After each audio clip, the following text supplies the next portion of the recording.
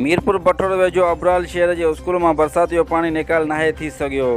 शागिर्दनि की तैलीम सख्त मुतासिर थी रही है। अबराल के बॉयज़ प्राइमरी स्कूल में मिडल स्कूल के चौदेवारी में गोडे जरो पानी बीठल।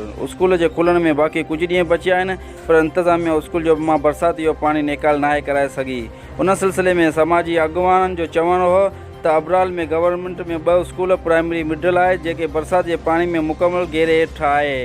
हिननि चयो त बरसात के 1 महीनो गुज़री वियो आहे, पर शिकायतनि बावजूद भी ज़िले तौर तेलका इंतज़ामिया स्कूल में पानी निकाल नाहे करायो।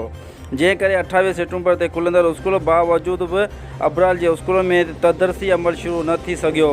इन्हनि इलाक़ा अख्तियारनि खां मुतालबो कयो आहे त नोटिस वठी अबराल जी स्कूल में बरसाती पानी निकाल कराए तदरसी अमल बहाल कयो वञे। रिपोर्ट अशरफ चांडियो, शाहीन न्यूज़, मीरपुर बठोड़ो।